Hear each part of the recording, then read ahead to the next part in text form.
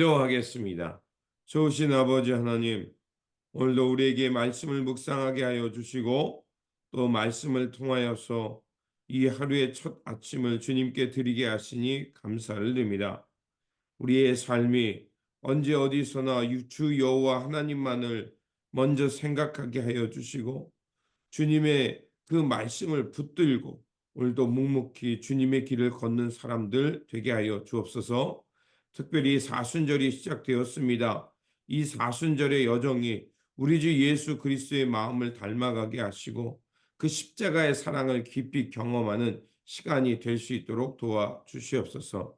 우리 구주 예수 그리스도 이름으로 기도드립니다. 아멘. 오늘 우리에게 주신 말씀은 이사야 20장 1절에서 6절입니다. 아시리아의 왕 사그론이 보낸 다르단 장군이 아스돗으로 와서 아스돗을 점령하였다. 그해 주님께서 아모스의 아들 이사야를 시켜서 말씀하셨다. 주님께서 이사야에게 말씀하시기를 허리에 두른 배 옷을 벗고 발에서 신을 벗으라고 하셨다. 그래서 이사야는 말씀대로 옷을 벗고 맨발로 다녔다. 그때 주님께서 말씀하셨다. 나의 종 이사야가 3년 동안 벗은 몸과 맨발로 다니면서 이집트와 에디오피아에게 표징과 징조가 된 것처럼 아시리아 왕이 이집트에서 잡을 포로와 에디오피아에서 잡은 포로를 젊은이나 늙은이나 할 것 없이 모두 벗은 몸과 맨발로 끌고 갈 것이니 이집트 사람이 수치스럽게도 그들의 엉덩이까지 드러낸 채로 끌려갈 것이다. 그리하여 에디오피아를 의지하던 자들과 이집트를 그들의 자랑으로 여기던 자들이 두려워하고 부끄러워할 것이다. 그날이 오면 이 해변에 사는 백성이 이렇게 말할 것이다. 우리가 의지하던 나라 아시리아의 왕에게서 구해달라고 우리를 살려달라고 도움을 청한 나라가 이렇게 되었으니 이제 우리가 어디로 피해야 한다는 말이냐. 아멘. 19장은 애굽을 심판하는 예언의 말씀입니다. 이사야는 그날이 오면 일어날 일을 5가지로 정리해 말하고 있습니다.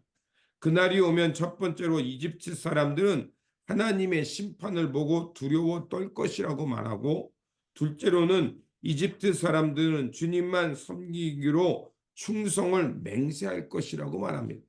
그리고 세 번째로 이집트 사람들 가운데 제단이 세워지고 하나님을 예배할 것이라고 말하고, 네 번째로 이집트 사람과 아시르 사람이 함께 주님을 경배할 것이라고 말합니다.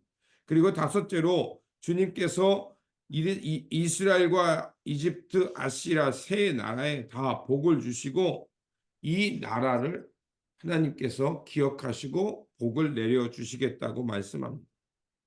이 참 놀라운 예언 아닙니까? 그 이집트는 또 막강한 제국이었고 아시리아는 하나님의 심판의 도구로 그 주변 땅을 다 하나님의 그 의를 드러내는 도구로 삼았습니다. 어떻게 보면 그 이스라엘과 남유다를 괴롭히던 사람들이었고요. 때로는 그들이 횡포 속에서 이스라엘의 힘없는 나라는 빼앗길 수밖에 없었습니다. 그런데 하나님께서는 그날이 오면 이집트와 아시르 모든 나라를 하나님께서 심판하시고 결국 하나님의 백성으로 삼으시겠다고 합니다. 그러면서 이렇게 말합니다.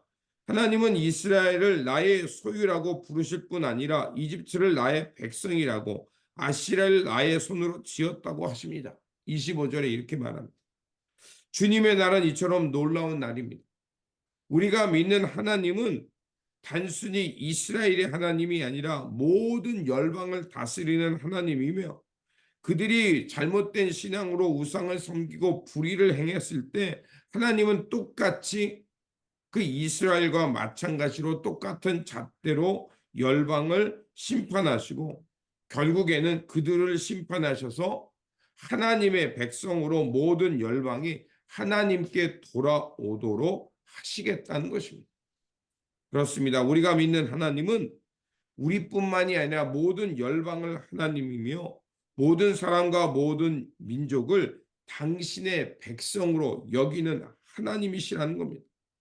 그렇게 오늘 우리가 살아가는 삶 가운데 있는 우리 외의 동료, 우리와 함께 살아가는 이들 모두가 바로 우리의 이웃이며 그들의 우리가 선한 이웃, 하나님의 백성이 되어 살아가야 할 것입니다. 그러므로 오늘 만나는 사람들 속에서 하나님의 형상을 발견하면서 차별과 분열을 넘어서 하나님의 평화가 임하도록 기도하는 사람이 되어야 할 것입니다. 그리고 이집트는 이렇게 말합니다. 이사야는 이집트와 에티오피아에 임할 하나님의 심판이 어떻게 드러날 것인지 예표가 되어 살라고 말씀합니다. 아수르의 사르곤 왕이 보낸 장군에 의해서 아수도, 즉 블레셋 성읍, 그 나라가 완전히 점령이 됩니다. 이를 보고 유다는 두려움을 느낍니다. 그때 하나님께서 이사야에게 말씀을 주십니다. 어떤 말씀이냐면 매우 수치스러운 모습입니다. 벗은 몸과 맨발로 3년 동안 그 이스라엘 땅을 다니라는 겁니다. 왜 이렇게 하셨을까요? 바로 이사야가 벗은 몸과 맨발로 3년 동안 다니면서 애굽과 구스, 즉 에티오피아죠. 그 땅에 이런 수치스러움, 사람으로서는 전혀 견딜 수 없는 이런 수치스러움이 결국 이집트와 구스에 내릴 거라고 미리 예표하는 것이었습니다. 그러면서 하나님께서 말씀하신 것은 애굽은 신뢰할 수 없는 나라이며 상한 갈대와 같은 나라인 겁니다. 그럼에도 약소 국가들은 아수르가 두려워서 어떻게든지 그 아수르에 대항하기 위해서 이리저리 다니면서 이집트와 즉 구스에게 동맹을 맺으면서 우리를 도와달라고 동맹을 체결했던 것입니다. 그런데 오늘 이사야가 벗은 몸을 통해 말하는 것처럼 반아수르 동맹에 참여하는 것은 하나님의 뜻이 아니며 그것에 참여하면 더 큰 수치를 당하게 될 것이라고 말씀하고 있는 겁니다. 결국 지금 주님의 날, 심판의 날은 우리가 그들이 아무리 세상의 권력을 의지한다 해도 이 심판을 피할 수 없다는 것입니다. 오히려 세상의 힘을 의지할수록 더 큰 화와 더 큰 수치만 당하게 될 뿐이라는 것을 오늘 본문은 우리에게 말하고 있습니다. 그렇다면 환난과 곤광 공경에 빠질 때 우리는 어떻게 해야 할까? 고린도후서 4장 8절에서 10절에 사도 바울이 우리에게 이렇게 가르쳐주고 있습니다. 우리는 여러 가지로 환난을 당해도 공경에 빠지지 않으며 난처한 일을 당해도 절망에 빠지지 않으며 박해를 당해도 버림을 받지 않으며 거꾸로 팀을 당해도 망하지 않습니다. 우리는 언제나 예수의 죽임 당하심을 우리 몸에 짊어지고 다닙니다. 그것은 예수의 생명을 우리 몸에 나타내게 하려 하는 것입니다. 아멘입니다. 또한 로마서에서 이렇게 말합니다. 로마서 8장 35절에서 37절입니다. 누가 우리를 그리스도의 사랑에서 끊으리요? 환난이나 공고나 핍박이나 기근이나 적신이나 위협이나 칼이냐 기록된 바 우리가 종일 주를 위하여 죽임을 당게 되며 도살할 양같이 여김을 받았나이다. 함과 같으리라. 그러나 이 모든 일이 우리를 사랑하시는 이로 말미암아 우리를 넉넉히 이기니라. 이렇게 말하고 있습니다. 결국 우리가 붙잡아야 할 것은 무엇입니까?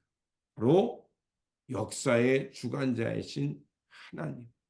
이 땅에 우리의 몸과 같이 되셔서 고초당하시며 마침내 하나님의 뜻을 이루신 예수 그리스도. 우리가 그분을 붙잡아야 한다는 것입니다.